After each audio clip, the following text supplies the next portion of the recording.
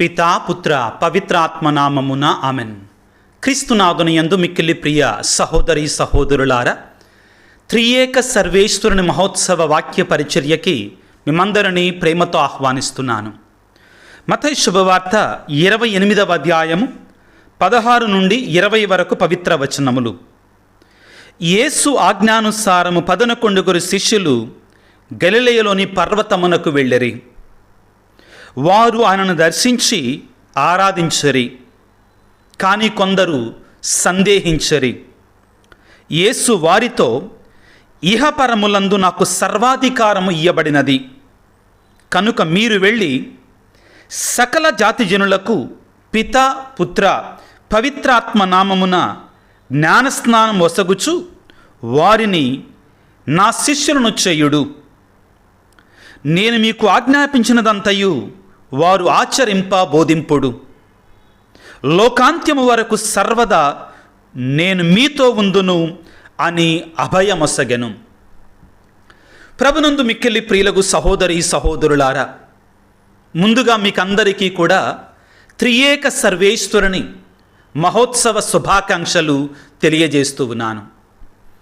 ప్రియులకు దేవుని బిడ్డలారా, కథోలిక క్రైస్తవ వేద సత్యాలలో అన్నిటికంటే ప్రధానమైనటువంటిది దేవుడు ఒక్కడే, కానీ ఆయన త్రిత్వంతుడై ఉన్నాడు, ఆయన ముగ్గురుగా ఉన్నాడు అనేటువంటిది క్రైస్తవ విశ్వాసానికి అత్యంత ప్రధానమైనటువంటి వేద సత్యము. రక్షణ పొందాలి అంటే ఈ వేద సత్యాన్ని విశ్వసించాలి, ఈ వేద సత్యాన్ని అంగీకరించాలి. దానికంటే ఎక్కువగా పిత పుత్ర పవిత్రాత్మ నామములో జ్ఞాన స్నానాన్ని పొందాలి. అయితే ఇక్కడ వచ్చిన చిక్కల్లా ఏమిటి అంటే ప్రియులారా, ఈ వేద సత్యాన్ని అర్థం చేసుకోవటం అంత సులువైనటువంటిది కాదు. మీరు అనుకుంటున్నారేమో సామాన్యులకు మాత్రమే అర్థం చేసుకోవటం చాలా కష్టం, పండితులకి జ్ఞానులకి ఇది చాలా సులభం అనుకుంటున్నారేమో. నో, సామాన్యులకి ఎంత క్లిష్టమైనటువంటిదో పండితులు జ్ఞానులు కూడా దీనిని అర్థం చేసుకోవటం అంత సులువు కాదు ప్రియులారా. కానీ కొన్ని చిన్న చిన్న ఉపమానాల ద్వారా ఈ వేద సత్యాన్ని, దేవుడు ఏకైక దేవుడు కానీ త్రిత్వంతుడై ఉన్నాడు, పితా పుత్ర పవిత్రాత్మ నామములో, తండ్రి కుమార పరిశుద్ధాత్మ నామములో తనను తాను రక్షణ చరిత్రలో వ్యక్తపరచుకున్నాడు అనే సత్యాన్ని మనం నిదానంగా కొంతవరకు అర్థం చేసుకోవచ్చు. ఎందుకు అర్థం చేసుకోలేము అంటే ప్రియులారా, అది దేవుని గురించినటువంటి మర్మము కాబట్టి దాన్ని అర్థం చేసుకుంటే, దాని లోతులని, దాని జ్ఞానాన్ని మనం అర్థం చేసుకుంటే మనం మనుషులం కామండి. అది దేవుని గురించినటువంటి మర్మము, వేద సత్యము కాబట్టి పిల్లారా. ఒకానొకసారి ఒక క్లాస్ టీచరు బైబిల్ క్లాసు 8-9 తరగతి పిల్లలకి బోధిస్తూ ఉన్నారు. ఆ రోజున వచ్చినటువంటి అంశం ఏమిటి అంటే దేవుడు ఒక్కడే కానీ త్రిత్వంతుడై ఉన్నాడు, త్రియేక సర్వేశ్వరుని గురించి. ఆ క్లాస్ టీచర్ గారు ఆ బైబిల్ క్లాసులో, ఆ సత్యోపదేశ సంక్షేప క్లాసులో వివరించటానికి వివిధ రకాలుగా ప్రయత్నం చేశారు. కానీ అక్కడ ఉన్నటువంటి క్లాసులో ఉన్న పిల్లలకి అది సరిగా బోధపడలేదు. ఎలా సాధ్యమండి? దేవుడు ఒక్కడే, వేరే మాట లేదు, కానీ ఆయన ముగ్గురు అంటున్నారు, ఎలాగా ఇది అర్థం చేసుకోవటం అనేసరికి క్లాస్ టీచర్ గారు కూడా వివిధ ప్రయత్నాలు చేశారు, కానీ తన వల్ల కాలేదు పిల్లలకి కన్విన్సింగ్గా వారికి అర్థమయ్యే రీతిలో ఎక్స్ప్లెయిన్ చేయటం. మరునాడు అదే బైబిల్ క్లాస్కి, అదే సత్యోపదేశ సంక్షేప తరగతికి వస్తూ ఆ టీచర్ గారు 3 వస్తువులు తనతో పాటు తీసుకుని వచ్చారు. ఒకటి ఏంటంటే ఒక గ్లాసు నిండా నీళ్లు, రెండవది ఏంటంటే ఐసును దాచిపెట్టేటువంటి ఒక ఐసు డబ్బా, ఐసు ముక్కలు దాచిపెట్టేటువంటి ఒక ఐసు డబ్బా, మూడవది ఏంటంటే ఆవిరిని ఉంచేటువంటి ఒక గ్లాసు, చూడగలం దాని లోపల నుంచి చూడగలం ఆ పాత్ర. ఈ మూడిటిని కూడా తీసుకొని వచ్చి ఆ టేబుల్ మీద ఉంచారు. టీచర్ గారు కూర్చున్న టేబుల్ దగ్గర ఉంటుంది కదండి, ఆ టేబుల్ మీద ఉంచారు. పిల్లలందరినీ అడిగారు. మొదటిగా ఈ గ్లాసులో ఏముంది అన్నారు. నీళ్లున్నాయండి, క్లియర్గా కనబడుతుంది అన్నారు. ఆ యొక్క ఐస్ను ఉంచినటువంటి ఆ ఐస్ డబ్బాలో నుంచి ఒక ఐస్ ముక్క బయటికి తీసి ఇదేంటి అన్నారు. It is a ice cube అన్నారు. ఐస్ ముక్క అని చెప్పారు. మూడవది ఆవిరిని ఉంచినటువంటి దాని వైపు చూపిస్తూ దీని లోపల ఏముంది అంటే దాని లోపల ఆవిరి ఉందండి, ఆవిరి మనకు కనబడుతుందండి, ఆవిరి ఉంది, గ్లాసులోంచి మేము చూడగలుగుతున్నామని చెప్పారు. అప్పుడు ఆ క్లాస్ టీచర్ గారు అడిగారు, ఈ మొదటి గ్లాసులో ఉన్నది ఏంటి అన్నారు. నీరండి అని చెప్పారు. రెండవ ఈ డబ్బాలో ఉన్నటువంటిది ఏంటి, ఐస్ అండి అన్నారు. అదేంటి అన్నారు. అది కూడా నీరేనండి అని చెప్పారు. జాగ్రత్తగా ఆలకించండి. మూడవది ఆవిరిలాగా మనకు బొట్లు బొట్లు కనబడుతుందండి, ఆవిరి అంతా కూడా పట్టేసి ఉంటుంది. దీని లోపల ఏముంది అని, అది కూడా నీరేనండి, నీటి ఆవిరి అని చెప్పారు. అప్పుడు టీచర్ గారు ఎక్స్ప్లెయిన్ చేస్తున్నారు. చాలా జాగ్రత్తగా వినండి పిల్లారా. ఈ గ్లాసులో ఉంచినటువంటి ద్రవ పదార్థంగా ఉన్నటువంటి నీరు, ఈ ఐస్ రూపంలో ఉన్నటువంటి ఘన పదార్థంలో ఉన్నటువంటి నీరే, ఈ ఆవిరిలో ఉన్నటువంటిది వాయు రూపంలో ఉన్నటువంటి నీరు. జాగ్రత్తగా మళ్ళీ ఒకసారి, ఈ గ్లాసులో ఉన్నటువంటి నీరు ద్రవ పదార్థంలో ఉన్నటువంటి నీరు, ఐస్ రూపంలో ఉన్నటువంటిది ఘనీభవించిన ఘన పదార్థ రూపంలో ఉన్నటువంటి నీరు. మూడవది ఆవిరి అంటే గాలిలో ఉన్నటువంటి నీరు అని చెప్పారు. ఈ మూడు వేరువేరు రూపంలో ఉన్నా కానీ, జాగ్రత్తగా ఆలకించండి ప్రియులారా, ఈ మూడు వేరువేరు రూపాలలో ఉన్నా కానీ ఈ మూడు కూడా నీరే. నీరు ద్రవ పదార్థములో ఉంది, నీరు ఐసు ముక్కలాగా ఘన పదార్థములో ఉంది, నీరు ఆవిరి రూపంలో ఉంది. మనం పీల్చే గాలిలో కూడా ప్రియులారా నీరు ఉంటుంది. నీటి శాతం లేకుండా ఆక్సిజన్ లేదు. It's not possible that there is oxygen in the air without ఆ యొక్క ఆవిరి లేకుండా, ఆ నీరు లేకుండా. కొన్నిసార్లు మీకు ఇంకా క్లియర్గా ఉండాలంటే, మోటార్ సైకిల్ని ఆరు బయట రాత్రిపూట అలానే ఉంచితే ఒక 2 గంటలు ఆగిన తర్వాత వెళ్ళి ఇలా అంటే ఆ సీట్ కవర్ మీద మీకేమొస్తుందంటే నీరు పేరుకుపోయి ఉంటుంది. ఎక్కడి నుంచి వచ్చింది? గాలిలో ఉన్నటువంటి తేమ ఆవిరి నీరుగా మారింది. ప్రియులారా, ఇది ఒక ఉదాహరణ మాత్రమే. ఈ ఉదాహరణ ద్వారా మనము త్రిత్వైక సర్వేశ్వరుని పరిపూర్ణంగా అర్థం చేసుకుంటాము అనుకుంటే అపోహ అవుతుంది. కానీ కొంతవరకు అర్థం చేసుకోవచ్చు. ఏ విధంగా? ఈ మూడిటిలో ఉన్నటువంటిది కూడా ఒకటే, నీరే. ద్రవ పదార్థం, ఘన పదార్థం, వాయు పదార్థం. కానీ అవి వివిధ రూపాలలో ఉన్నాయి. మనకి దేవుడు కూడా ఒక్కడే. కానీ ప్రియులారా, ఆయన తనను తాను మనకి 3 రూపాలలో ఈ రక్షణ చరిత్రలో పిత, పుత్ర, పవిత్రాత్మ రూపములో మనకి తనను తాను వ్యక్తపరచుకున్నాడు. వీరినే మనం త్రిత్వైక సర్వేశ్వరుడు, ఏక సర్వేశ్వరుడు అని మనం అర్థం చేసుకోవాలి, సంబోధిస్తూ ఉంటాం ప్రియులకు దేవుని బిడ్డలారా.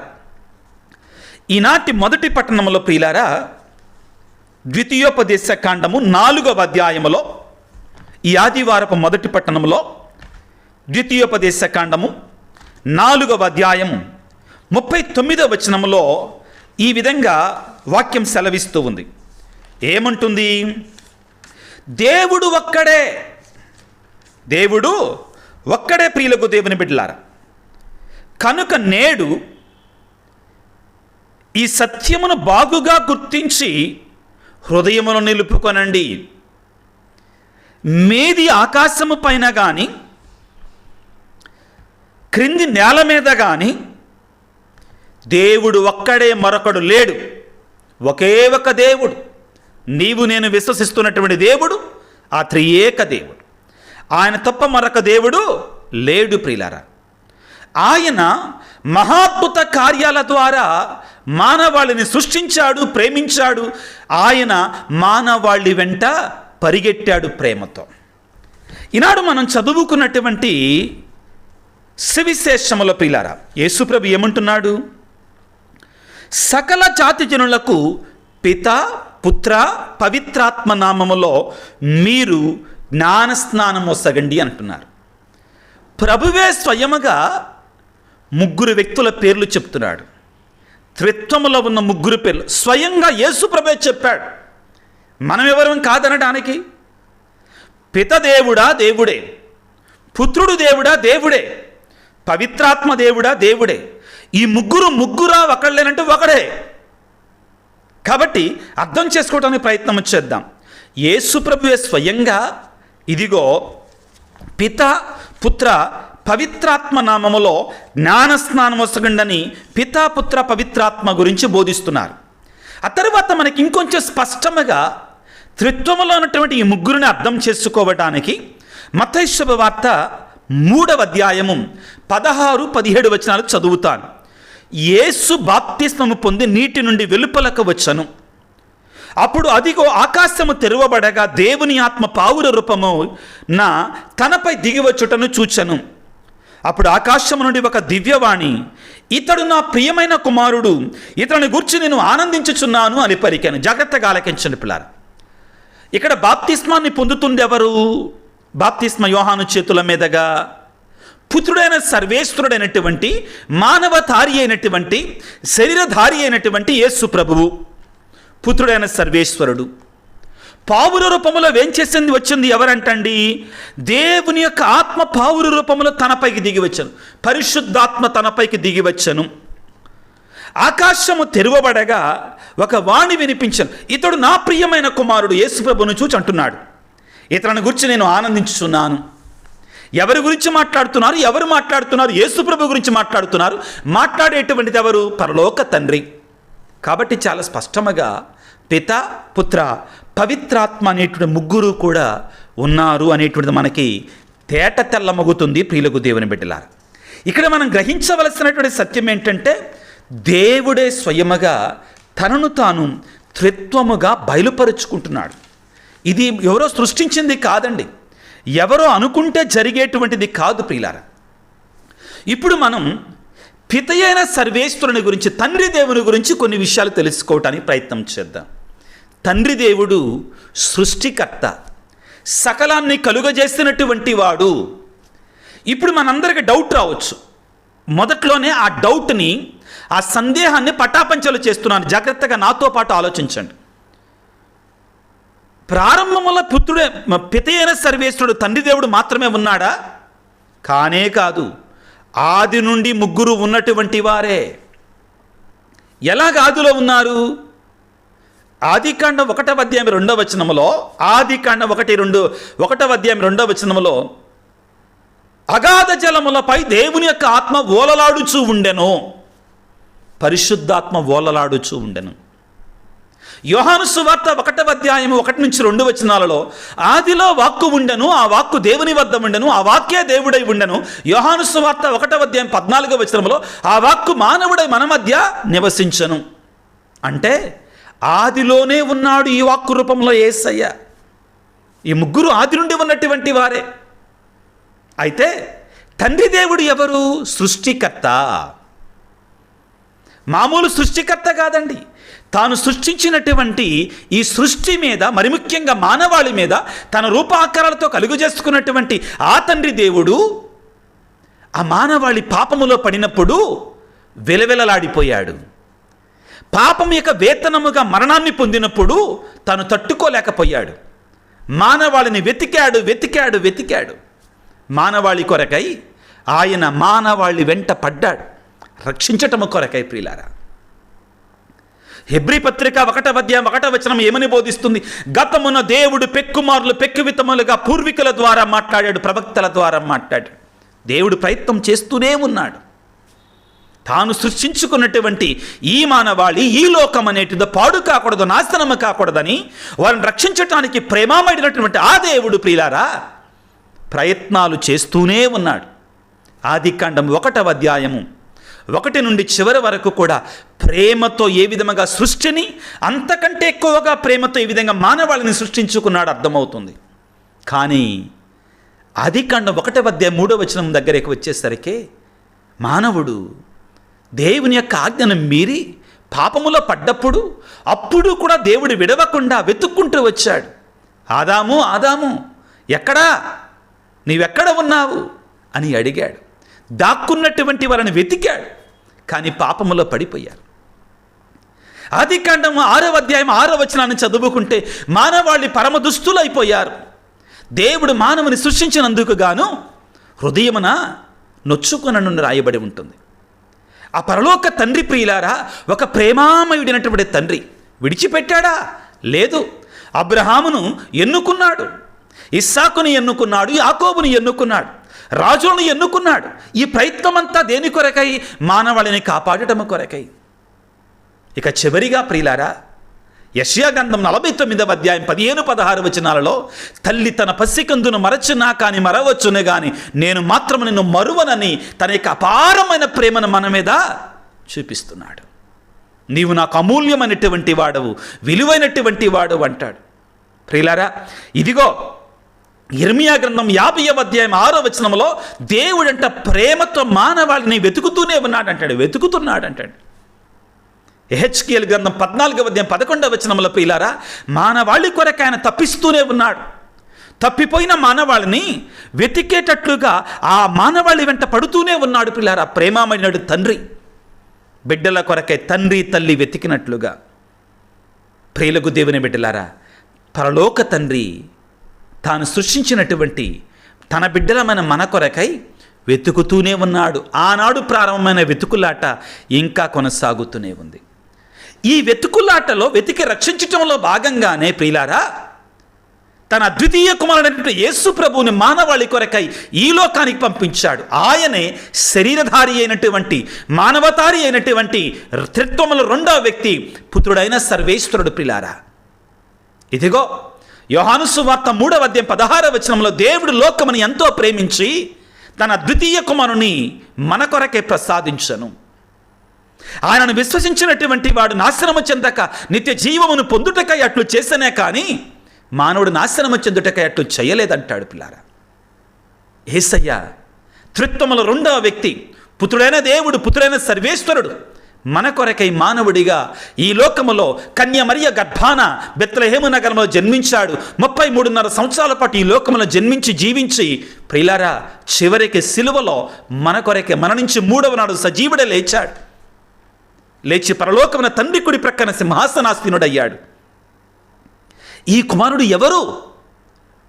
తప్పిపోయినటువంటి, సైతాను వశమైనటువంటి, సైతాను కబంధ హస్తాలలో బంధించబడినటువంటి మానవాళిని విడిపించటానికి కొరకై తన ప్రాణాలను త్యాగం చేసి 3వ నాడు సజీవుడై లేచినటువంటి గొప్ప దేవుడు, పుత్రుడైన సర్వేశ్వరుడు. పిల్లారా, ఇదిగో ఆయన ప్రేమ మనల్ని కాపాడటం కొరకై మనల్ని తన రక్తాన్ని వెలగా ఇచ్చి కొన్నటువంటి దేవుడు. పిల్లారా, కొరింథీయులకు రాసిన 1వ లేఖ 6వ అధ్యాయం 20వ వచనంలో ప్రియులారా, తన విలువైనటువంటి వెలగలిగిన రక్తముతో అన్న కొన్నాడు. కొన్న దేవుడు ఈ దేవుడు. మొదటి దేవుడు సృష్టించి వెతికే దేవుడైతే, 2వ దేవుడు నాశనమైనటువంటి వారిని తన విలువగలిగిన రక్తముతో కొనినటువంటి దేవుడు. ప్రియులారా, మొదటి దేవుడు కన్న దేవుడైతే 2వ దేవుడు కొన్న దేవుడు. గుర్తుపెట్టుకోండి ఈ మాటలు. మొదటి దేవుడు కన్న దేవుడు, పితయైన సర్వేశ్వరుడు మనం సృష్టించిన దేవుడైతే, 2వ వ్యక్తి అయినటువంటి పుత్రుడైన సర్వేశ్వరుడు మన తన యొక్క వెలగలిగిన రక్తముతో కొన్న దేవుడు. పిల్లారా, కన్నవాడువు నీవే, కొన్నవాడవు నీవే, రానున్నవాడవు నీవే పవిత్రాత్మ రూపములో. ప్రియులారా, ఇదిగో ఇక పేతురు రాసిన 1వ లేఖలో 1వ అధ్యాయం 18-19 వచనములో విలువైనటువంటి గొర్రెపిల్ల యొక్క రక్తము చేత మీరు కొనబడితిరి అంటాడు. ఎవరు ఆ రక్తము? ఎవరి రక్తం అది? పుత్రుడైన సర్వేశ్వరుని యొక్క, క్రీస్తు ప్రభుని యొక్క రక్తం. ప్రియులకు దేవుని బిడ్డలారా, ఆయన మన కొరకై మానవుడిగా ఈ లోకంలో జన్మించి మరణించి మన కొరకై 3వ నాడు సజీవుడే లేచి రక్షించాడు. పవిత్రాత్మ సర్వేశ్వరుడు. ప్రియులారా, ఎవరు? శ్రీసభను నడిపిస్తున్నటువంటి వారు, ఆదరణకర్త, క్రైస్తవులలో ఉండి క్రైస్తవులతో ఉండి నడిపించేటువంటి నాయకుడు స్త్రీ సభకి జ్ఞానబోధ చేస్తూ పరిశుద్ధాత్మ శక్తి చేత క్రీస్తులో నడిపించేటువంటి వాడు. ఆయనే పరిశుద్ధాత్మ దేవుడు.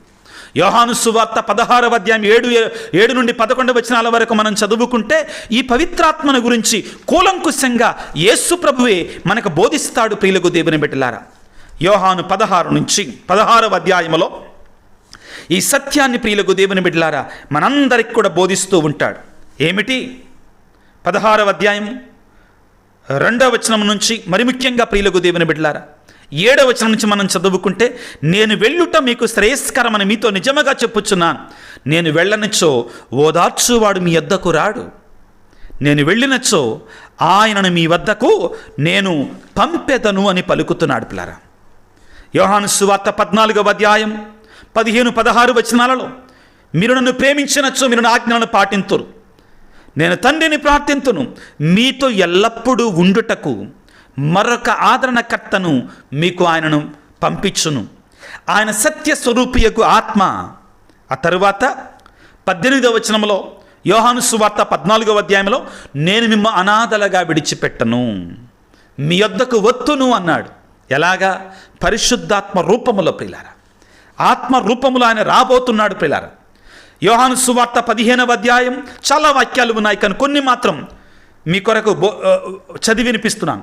యోహాను సువార్త 15వ అధ్యాయం 26వ వచనంలో, నేను తండ్రి వద్ద నుండి మీ వద్దకు పంపనున్న ఓదార్చువాడును, తండ్రి వద్ద నుండి వచ్చు సత్యస్వరూపయగు ఆత్మ వచ్చినప్పుడు ఆయన నన్ను గుర్చి బోధించును.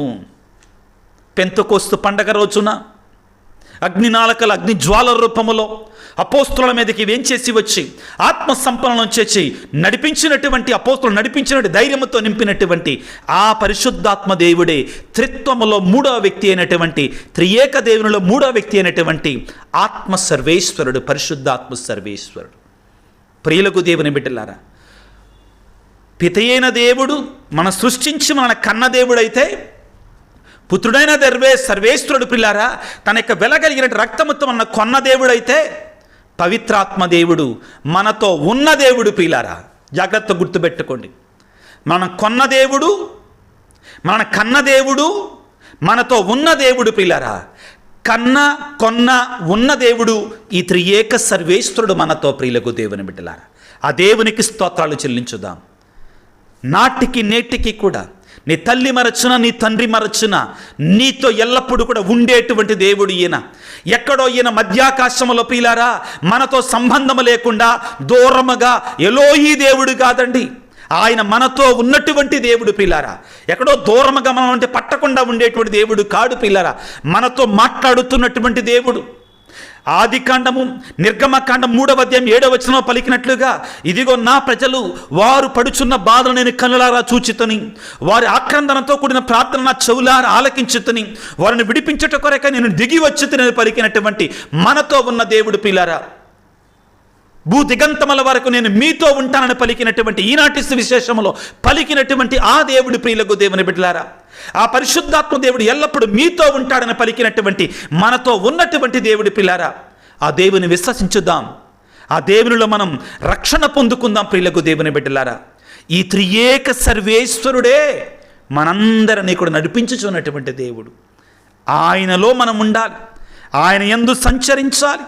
దివ్య బలి పూజలో మహారాధనలో పలికినట్లుగా, వారి ద్వారా వారితో వారి యందు సర్వశక్తి గల పితయైన సర్వేశ్వరుడ పవిత్రాత్మతో ఏకమయ్యుండి మీకు యుగ యుగములు గౌరవ మహిమలు కలుగునుగాక. ఆమేన్. ఎవరి ద్వారా? క్రీస్తు ద్వారా, క్రీస్తుతో, క్రీస్తునందు సర్వశక్తి గల సర్వేశ్వరుడ పవిత్రాత్మతో ఏకమయ్యుండి మీకు యుగ యుగములు సదాకాలము గౌరవ మహిమలు కలుగునుగాక. ఆ దేవునికి స్తుతి మహిమ ఆరాధన. ఆ దేవుని వేడుకుందాం. అయ్యా, మీరు మాతో ఉండండి, మీలో మేము ఉండులాగున, సంచరించులాగున, రక్షణ పొందులాగున, మా జీవితం మీ నుండే మరలా మీ వద్దకు రావాలి అనే సత్యాన్ని మనకు ఎరుకపరచమని, ఆ దేవుని విడువక ఎడబాయక మనతో ఉండమని తలల వంచి ప్రార్థన చేసుకుందాం. పిల్లారా, సర్వశక్తిమంతుడా, సర్వోన్నతుడా, ప్రేమామయుడా, ఓ త్రియేక సర్వేశ్వర, మమ్ము ప్రేమతో సృష్టించినటువంటి మా పరలోక ప్రియ తండ్రి, నీకు స్తోత్రాలు. మా కొరక నీ వెలగలిగిన రక్తాన్ని ధారపోస్తున్నటువంటి పుత్రుడైన సర్వేశ్వర యేసురాజా నీకు స్తోత్రాలు. మాతో ఎల్లప్పుడూ ఉండేటువంటి మా ఆదరణకర్త ఓ పరిశుద్ధాత్మదేవ నీకు స్తోత్రాలు. ఈనాడు మీరు మాకు ఇచ్చిన వాక్యాన్ని బట్టి మీకు స్తోత్రాలు తండ్రి. తండ్రి, మీరు మమ్ము కన్నటువంటి దేవుడు. నువ్వు మమ్ము కన్న దేవుడవు నాయన. పితి అయిన సర్వేశ్వర యేసురాజా, నువ్వు మమ్ము కొన్న దేవుడవు నాయన. పరిశుద్ధాత్మదేవ, మీరు మాతో ఉన్న దేవుడవు నాయన. కన్నా కొన్నా ఉన్న దేవుడవు నీవే తండ్రి. మీకు స్తోత్రాలు ప్రభువా. మేము విశ్వసించి మీలో జీవించి మీ ప్రేమలో నెలకొని తిరిగి మిమ్ము చేరుకునే భాగ్యాన్ని మాకందరికీ దయచేయమని వేడుకొనుచున్నాం. ఈనాడు ప్రభువా, ఇదిగో ఈ వాక్య పరిచర్యలో ప్రేమతో విశ్వాసముతో పాల్గొన్న నీ బిడ్డలందరినీ మీరు దీవించండి, ఆశీర్వదించండి. ఓ పరలోక తండ్రి, నీ తండ్రి ప్రేమతో మమ్ము నింపండి. ఓ యేసురాజా, నీ వెలగల రక్షణను మాకు దయచేయండి. ఓ పరిశుద్ధాత్మదేవ, నీ ఆదరణను మాకు అనుగ్రహించండి. అనారోగ్యముతో బాధపడుతున్న బిడ్డలను యేసురాజా నీ గాయపడిన హస్తాలతో తాకి స్వస్థపరచండి. మా కోసం ప్రార్థన చెయ్యండి అని ఫోన్ల ద్వారా, యూట్యూబ్లో మెసేజ్ల ద్వారా ఈ రెండు సాధ్యపడక మా కొరకు కూడా ప్రార్థన చెయ్యమని ఈ ప్రార్థనలో ఏకీభవించి ప్రార్థిస్తున్నటువంటి నీ బిడ్డలందరినీ దీవించండి. వారి కుటుంబాలను దీవించండి, వారికి ఉన్న సకలాన్ని దీవించండి, వారి బిడ్డలను దీవించమని ఆశీర్వదించమని, మరి ముఖ్యంగా శాంతి లేక సమాధానం లేక బాధపడుతున్నటువంటి వారిని, దేవుని యందు విశ్వాసము లేకుండా జీవిస్తున్నటువంటి వారిని కూడా దీవించి ఆశీర్వదించమని మా ప్రభు అయిన క్రీస్తు ద్వారా వేడుకొనుచున్నాము తండ్రి. ఆమెన్. ప్రభువు మీతో ఉందురుగాక, మీ ఆత్మతో ఉందురుగాక. సర్వశక్తి గల సర్వేశ్వరుడు పిత, పుత్ర, పవిత్ర ఆత్మ మిమ్మందరిని చల్లగా దీవించి ఆశీర్వదించి కాచి కాపాడుదురుగాక. God bless you. దేవుడు మిమ్ము దీవించుగాక. ఆమెన్.